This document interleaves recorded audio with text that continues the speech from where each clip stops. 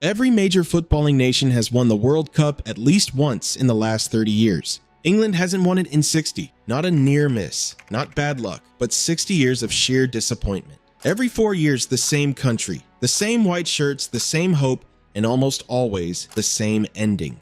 Brazil has won 5, Germany 4, France, Argentina, Italy, all multiple-time champions in the modern era. But England won it once, in 1966, on home soil, and not a single time since. This isn't a story about bad luck. This isn't about a penalty that hit the post or a controversial offside call. This is about something deeper. A pattern that has repeated itself across 6 decades, 16 managers, and generation after generation of talented players. And it still hasn't been broken. To understand why England can't win it now, you have to understand the one time they did. Because that single afternoon in 1966 didn't just give England a trophy, it gave them an identity. And identities, once formed, are very hard to let go of.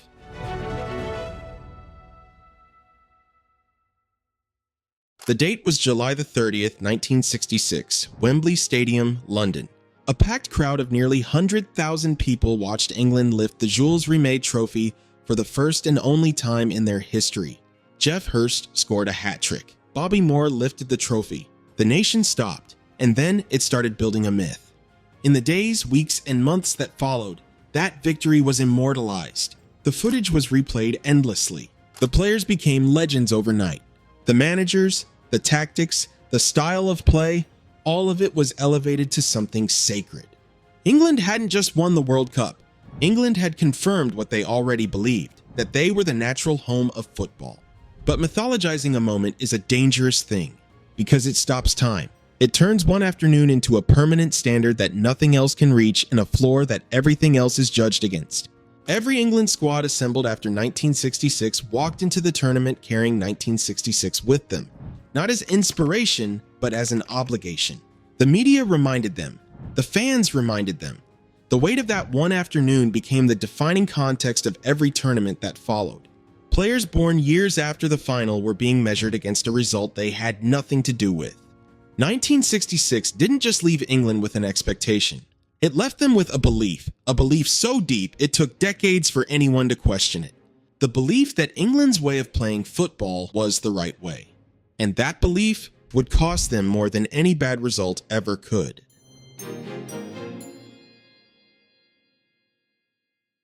England didn't just invent football.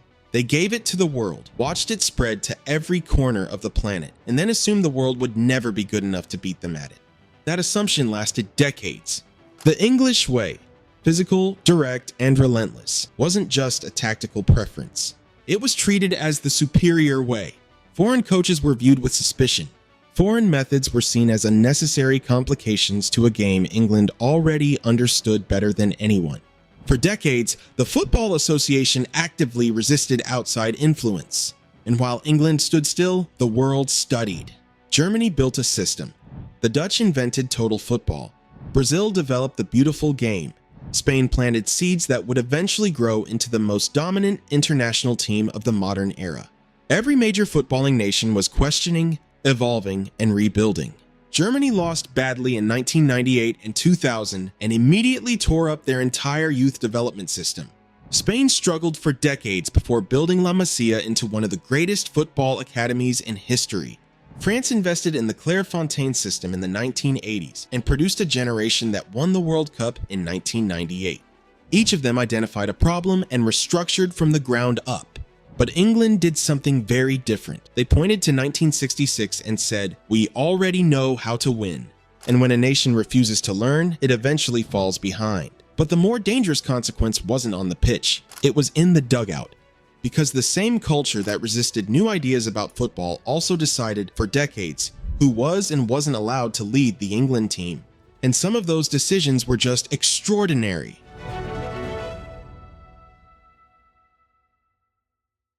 Since 1966, England have had 16 different managers, 16 different attempts to solve the same problem. Some lasted years, some lasted months, one lasted just 67 days.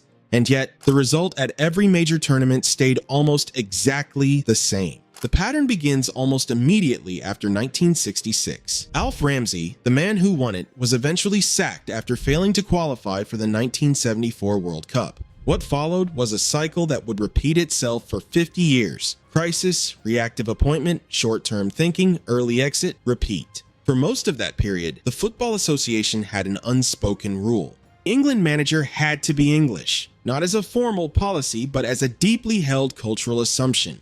The national team was seen as something sacred, something that required someone who understood what it meant to be English. The problem was that instinct kept closing the door on the very ideas England needed most. Then, in 2001, Sven-Göran Eriksson walked through that door, a Swedish manager whose tactics were sharp and modern, in a way England hadn't seen before. And immediately, something changed. England won their first competitive away match against Germany in 36 years in his first qualifier. The team performed, results improved, and the tabloids, who had questioned the appointment furiously, were suddenly calling him a genius. But even Eriksson couldn't fix the deeper problems. 3 consecutive tournament quarterfinals felt like progress on paper, but in reality, it was the same ceiling, just reached more comfortably. In 2007, Fabio Capello arrived, with elite credentials and an iron will. He had won leagues all across Europe. He got results in qualifying, but in South Africa in 2010, when the pressure came, there was nothing underneath. No connection, no culture, no identity, and England were eliminated in the last 16. Roy Hodgson was next, and instead of building on momentum, he gambled it away. An unproven formation switch right before the Euros, and then 6 changes to a winning side against Slovakia. England limped out of Euro 2016 to Iceland, a nation with a population smaller than Leicester, who had been playing international football for a fraction of the time. The result was humiliating, and Hodgson resigned the same night. 16 managers, 60 years, and the same tournament ceiling year after year. The problem was never really the individual in the dugout. Every manager England has appointed has had to work within the same system. And that system, no matter who is in charge, has one flaw that no manager can fix alone. It's not tactical, it's not cultural, it's financial. It's the most watched football league on the planet, and it was quietly making the England national team weaker with every passing season.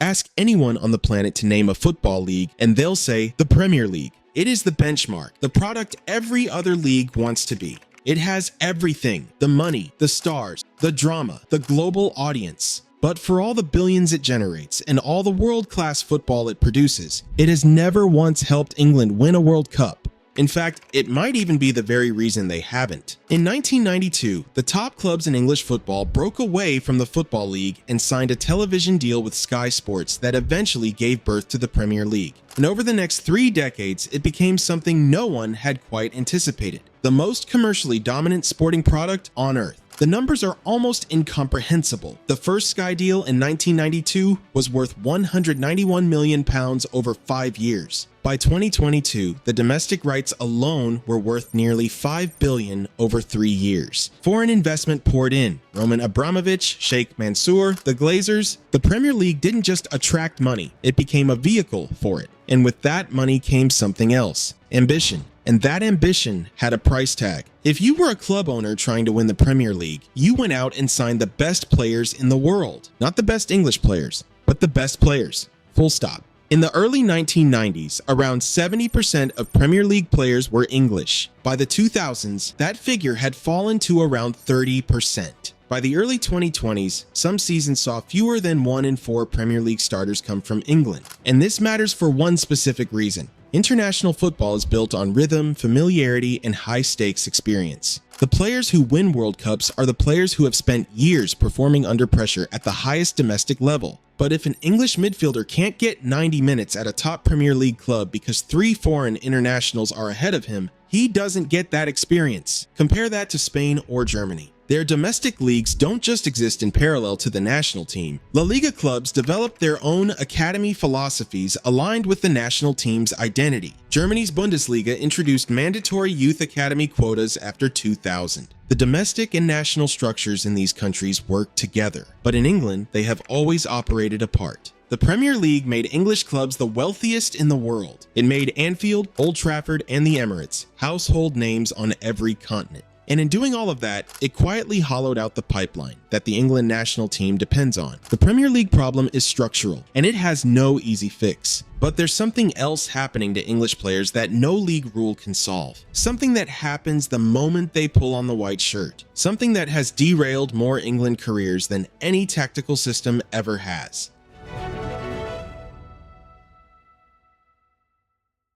Playing for England should be the pinnacle, the proudest moment of a footballer's career. And for most players, it is, right up until the tournament starts. But somewhere between the training ground and the big stage, something shifts. The pride becomes pressure, the honor becomes burden, and the game that came naturally at club level suddenly doesn't come naturally at all. There are players who have been among the best in the world at their clubs and have looked ordinary in an England shirt. Not because they became worse players, but because of what wearing that shirt does to a footballer's head. The English football media is unlike anything else in world sport. It is relentless, binary, and unforgiving. A player who scores in a Champions League final on Saturday is a superstar. The same player who misses a chance on Wednesday is a bottler, a fraud, and a disappointment. The narrative can reverse in a single weekend, and the tabloids have been writing that story and rewriting it for 60 years. Young English players grow up inside this ecosystem. They are identified early, celebrated loudly, and burdened with enormous expectation before they have played a single senior tournament match. By the time they pull on the England shirt in a knockout game, they have already been told that they are either the answer to 60 years of failure or part of the problem.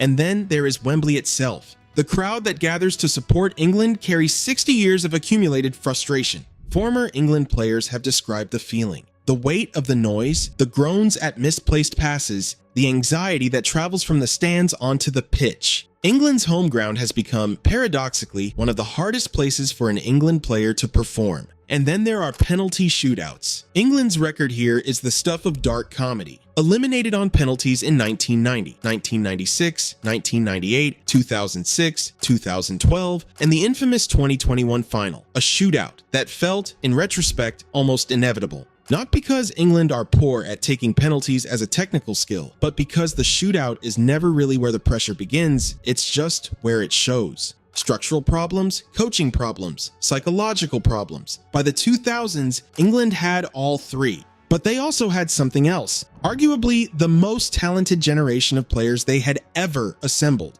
Beckham, Gerrard, Lampard, Terry, Ferdinand, Owen. On paper, a team capable of winning the World Cup. But in reality, something went badly wrong.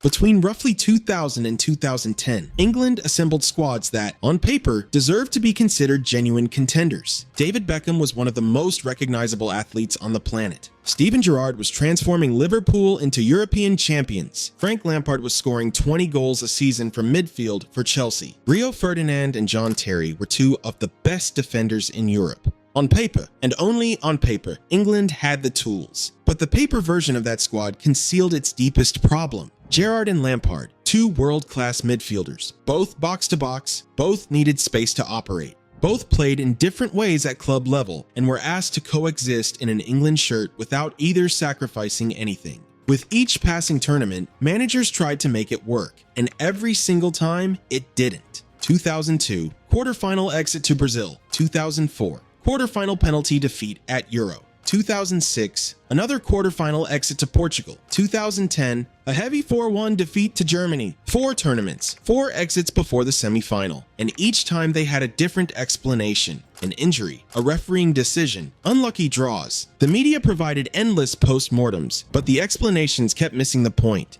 England's problem during the Golden Generation era wasn't bad luck. It was a fundamental misunderstanding of what makes a great team. A great team isn't the sum of its individual ratings. It's a collective system where each player knows exactly what is expected of them and trusts everyone around them to deliver. England had extraordinary individuals, but a collective that never quite functioned. This golden era ended without a trophy, and English football entered a period of genuine uncertainty, low expectations, early exits, and a national team that felt lost. Then, in 2016, the FA turned to someone nobody saw coming. A quiet, methodical man who had experienced England's biggest psychological moment firsthand. And for the first time in a very long time, something started to change. In 1996, Gareth Southgate missed a penalty at Wembley that ended England's European Championship campaign. But on the 30th of November 2016, 20 years later, the same man was handed the job of fixing everything that penalty represented. The irony wasn't lost on anyone, but what he did with that second chance, nobody saw it coming. When Southgate was appointed England manager in November 2016, the reaction was underwhelming. He was seen as a safe choice, a man the FA trusted not to embarrass them rather than a man they believed could transform the team. The tactical skeptics questioned his credentials, the press weren't convinced, and the public, still raw from the Iceland humiliation, expected little. What followed over the next 8 years was something English football hadn't seen in a long time. A manager who actually changed the culture around the team and not just the tactics. Penalty practice became a genuine part of preparation rather than an afterthought. Young players were given permission to express themselves rather than being crushed by expectation even before they had started.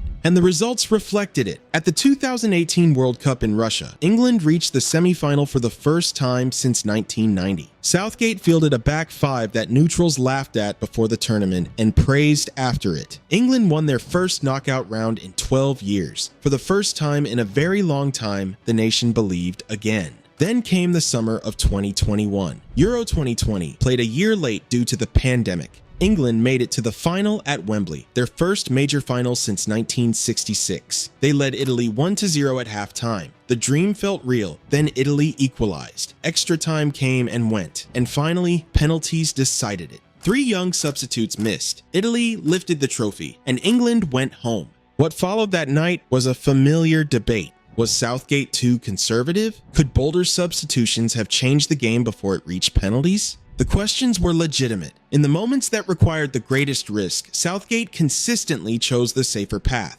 Euro 2024 provided the final chapter. England reached another final, this time in Germany. They were unconvincing throughout the tournament, reliant on moments of individual brilliance rather than collective dominance. In the final, Spain won 2-1, and it wasn't even close. England had reached yet another final without ever looking like a team capable of winning one. Southgate resigned the following day, and his legacy is genuinely complicated. He took England further than any manager since 1966. He won back the public's respect at a time when the national team was being mocked, but he never won the tournament, and in the end, that is the only measure that matters. What Southgate ultimately proved was that England can build a winning culture, but building a culture and winning a tournament are two very different things. 60 years, 16 managers, countless golden generations, and the wait goes on. In 2026, they made the semi-final, further than most expected, yet not far enough. Over all these years, the trophy hasn't changed. The game hasn't changed. The only thing that needs to change is England. And 60 years on, the question is still the same. Will they?